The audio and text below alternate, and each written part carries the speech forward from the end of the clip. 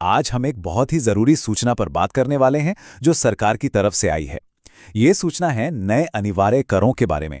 तो आइए साथ मिलकर समझते हैं कि ये क्या है और ये हमारे लिए, हमारे परिवार के लिए और हमारे पूरे गांव के लिए इतने जरूरी क्यों हैं। तो चलिए सबसे पहले एक सीधा सा सवाल पूछते हैं। हम सब चाहते हैं ना कि हमारी जो ज़मीन है, हमारा जो मकान है, जो हमने इतनी मेहनत से बनाया है, वो पूरी तरह से सुरक्षित रहे।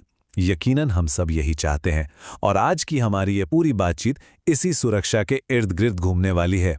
तो बस इसी सुरक्षा को और भी पक्का करने के लिए सरकार ने एक नया नियम लागू किया है।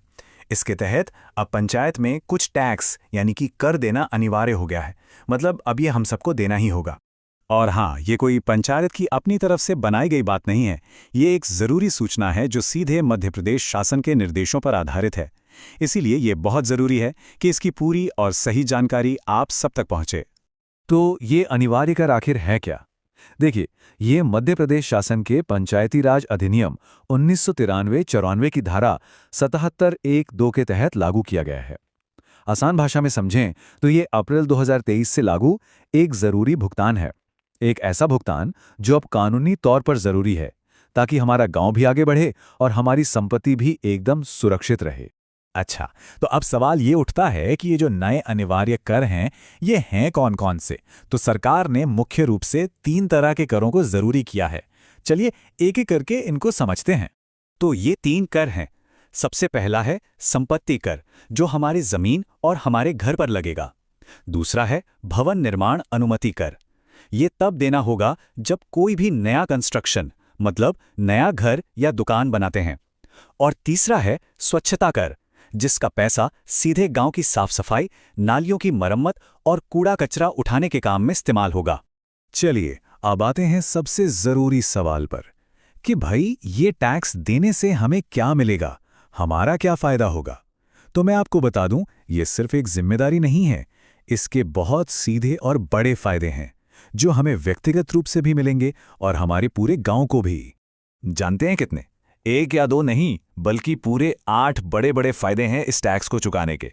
और ये फायदे सीधे सीधे हमारी अपनी प्रॉपर्टी की सुरक्षा से लेकर हमारे गांव के विकास तक से जुड़े हुए हैं। आइए अब इनको जरा विस्तार से समझते हैं।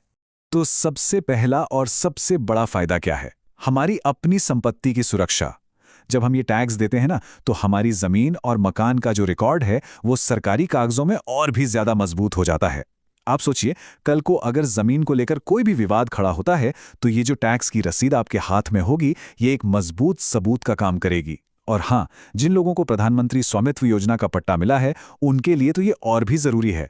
ये भुगतान उनके मालिकाना हक को कानूनी तौर पर एकदम पक्का कर देता है। और फायदे यहीं खत्म नहीं होते, इसके और भी कई लाभ हैं।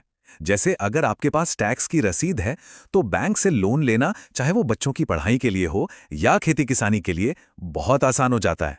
जमीन बेचने, नाम बदलवाने या बंटवारा करने में भी कोई कानूनी अड़चन नहीं आती। और तो और, आप किसी भी तरह के जुर्माने या कानूनी नोटिस से भी बचे रहते हैं। और सबसे अच्छी बात, ये पैसा कहीं बाहर नहीं जा रहा, ये सीधा पंचायत के खाते में जमा होता है और इसी पैसे से हमारे गांव की सड़कें बनेंगी, नालियां साफ होंगी और दूसरी सुविधाएं और भी बेहतर होंगी। ठीक है, फायदे तो समझ आ गए, लेकिन अब बात आती है कि ये टैक्स जमा करना कैसे है। तो घबराइए नहीं, इसकी प्रक्रिया को बहुत ही आसान रखा गया है। देखिए, आपको बस अपना टैक्स पंचायत में जाकर जमा करना है और एक बात गांठ बांध लीजिए, भुगतान करने के बाद उसकी पक्की रसीद लेना कभी कभी मत भूलिएगा। यही रसीद तो आपके भुगतान का सबसे बड़ा सबूत है। और अब तो टेक्नोलॉजी का भी जमाना है, तो सुविधा के लिए आप बारकोड को स्कैन करके भी सीधे पंचायत के खाते में पैसे जमा कर सकते हैं। तो उम्मीद है कि अब तक आपको सारी बातें अच्छे से समझ आ गई होंगी। चलिए अब हम इस पूरी चर्चा के सबसे जरूरी हिस्से पर आते हैं। इस एक लाइन में ही पूरी बात का सार छिपा है। हमें यह समझना होगा कि टैक्स देना कोई बोझ नहीं है, बिल्कुल नहीं। ये तो अपनी ही संपत्ति को और ज्यादा सुरक्षित करने और अपने ही गांव की तरक्की में अपना योगदान देने का एक माध्यम है, एक तरीका है।